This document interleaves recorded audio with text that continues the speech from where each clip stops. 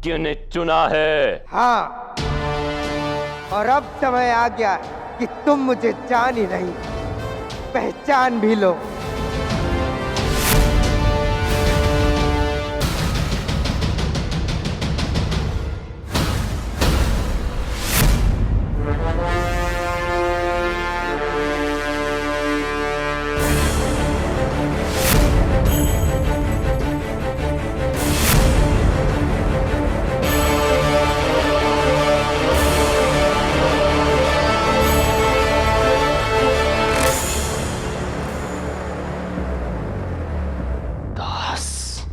तुम दास नहीं, तुम्हारा काल हूं मैं ही हूं सम्राट चंद्रवर्धन मौर्य और महारानी मोरा का पुत्र, पिपलीवन का राजकुमार चंद्रगुप्त मौर्य। चंद्रगुप्त मौर्य।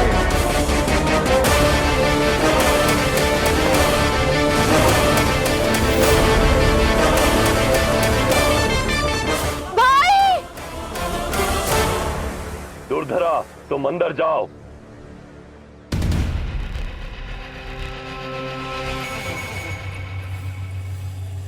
आज मेरे इस सत्य के उद्घाटित होने पर आप आहत है राजकुमारी, किंतु जिस दिन आपके समक्ष आपके भाई का काला सत्य प्रकट होगा, तब आपको आभास होगा कि आज मैं जो भी कर रहा हूं वही उचित है।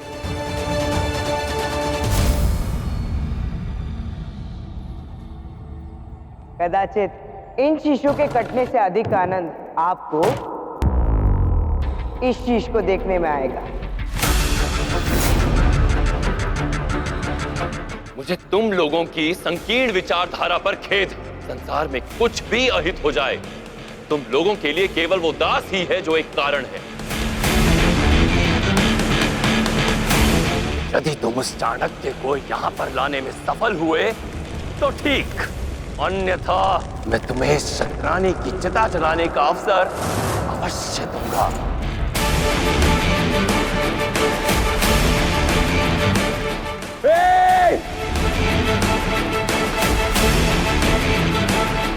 जिस शिखा का तूने आज अपमान किया, मैं उसी शिखा की शपथ लेता हूं कि तेरे नंद वंश का समूल नाश कर दूंगा। दनानंद, तुझे इस सिंहासन से उखाड़ कर यहाँ एक योग्य शासक को बिठाऊंगा। योग्य शासक को बिठाऊंगा।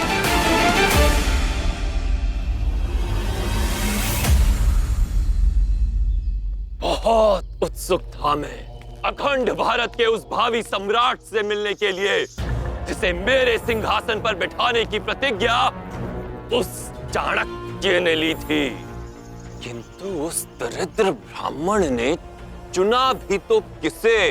मेरे ही तिल चट्टे को।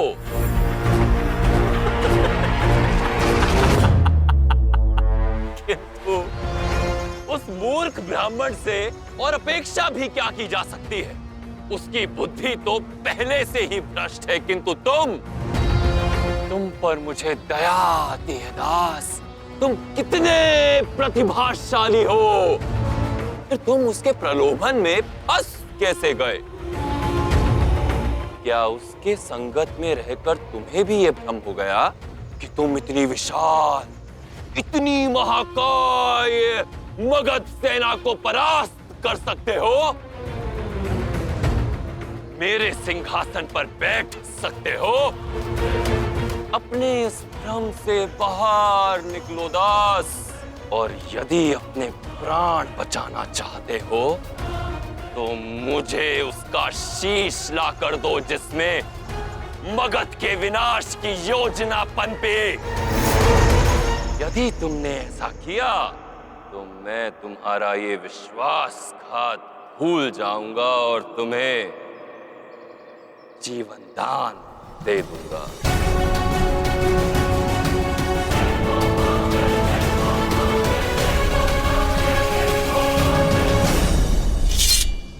इससे पहले कि मैं अपना मन बदलूं और तुम्हें मौत के घाट उतार दूं, उसका शीश लेकर आओ दास।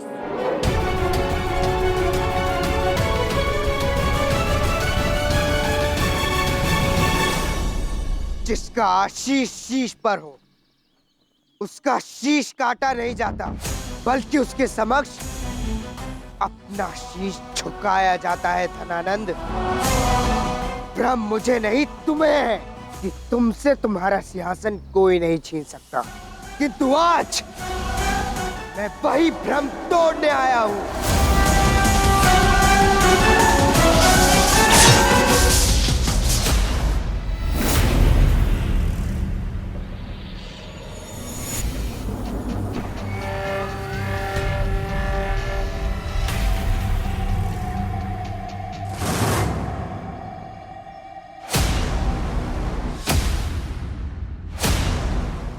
भूत,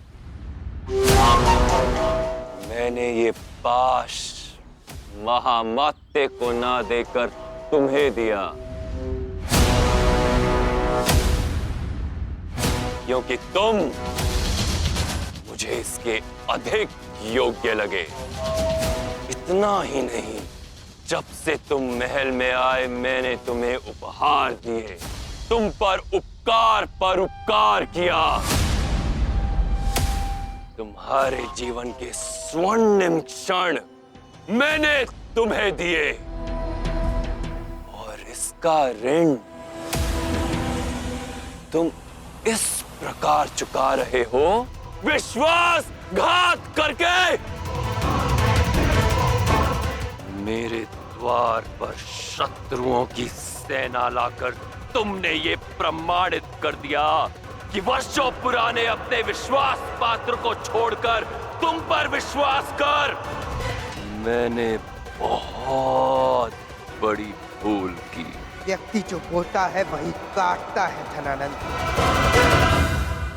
स्मरण करो कि तुमने पौरव नरेश पुरु के साथ क्या किया था।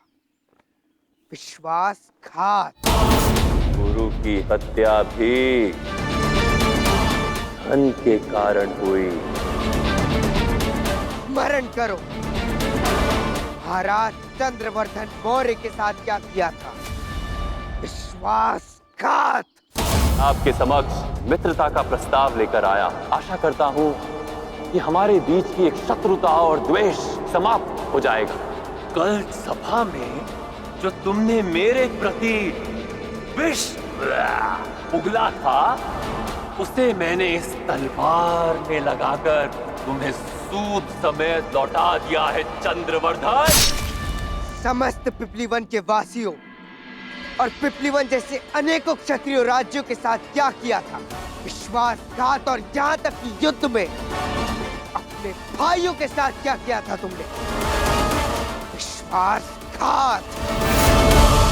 किंतु मैं जो कर रहा हूँ वो विश्वासघात नहीं, प्रतिघात है। इसलिए अपनी आंखों पर से अहंकार के पर्दे को हटाकर देखो कि तुम्हारे समक्ष तुम्हारा दास नहीं बल्कि भारत की आस राजकुमार चंद्रगुप्त मौर्य खड़ा है।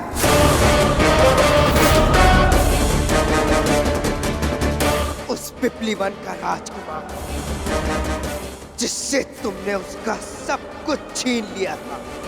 माता, पिता, राज्य, स्वतंत्रता, जीने का अधिकार और सम्मान, सब कुछ। तुम्हारे समक्ष वो पुत्र खड़ा है जिसके पिता की तुमने निर्मम हत्या की थी, जिसकी मां को दासी बनाकर से अपमानित करते रहे। तुम्हारे समक्ष वो शिष्य खड़ा है जिसके गुरु का तुमने मान भंग किया था। धनानंद, तू केवल एक माटी का कण है जो किनारे पर रहकर मेरी चरण वंदना तो कर सकता है, किंतु यदि मार्ग में आया तो बहा दिया जाएगा। और वो भी केवल इसीलिए कि वो भारत को एक स्वर्णिम इतिहास देना चाहते थे। वो तुम ही हो जिसने विश्वासघात किया इस मातृभूमि से। वो मातृभूमि जिससे तुम्हारा स्वार्थ कभी स्वतंत्र ही नहीं होने देना चाहता। तुमसे तुम्हारी प्रत्येक छल का प्रतिकार लूंगा मैं। प्रतिकार। दासत्व की बेड़ियां तो टूट गई, किंतु अब भी तुम मूर्खता की बेड़ियों में फंसे हो दास। महामात्य, हे महामहिम, मूरा कहाँ है? अपने पति को अपनी आंखों के समक्ष मरता देखा था ना उसने? तो मैं चाहता हूं अपनी संतान को भी अपनी आंखों के समक्ष मरते देखने का सौभाग्य प्राप्त हो उसे। मूरा की अनुपस्थिति में इस दास को मारने का आनंद धनानंद को प्राप्त नहीं होगा। ढूंढो उसे। मुझे कहीं ढूंढने की कोई आवश्यकता नहीं है धनानंद, मैं यही हूँ।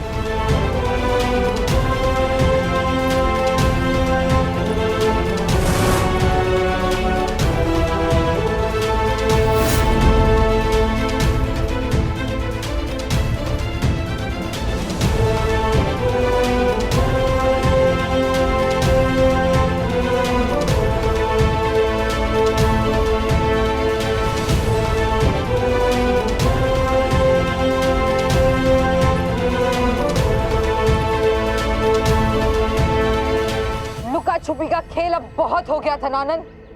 अब मगध के क्षितिज पर एक नया सवेरा होगा और इस धर्म युद्ध में मेरे पुत्र चंद्रगुप्त के साथ केवल उसकी मां नहीं, उसके गुरु आचार्य चाणक्य भी खड़े होंगे।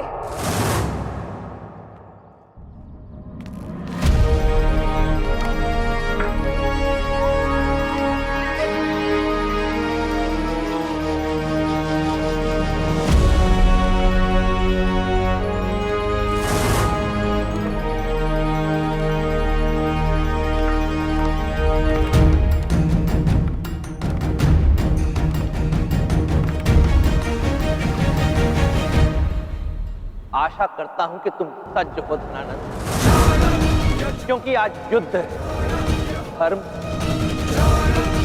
और अधर्म का, जहां अधर्म के प्रतिनिधि अर्थात तुम्हारी पराजय हो और चंद्रगुप्त की इस युद्ध में विजय के साथ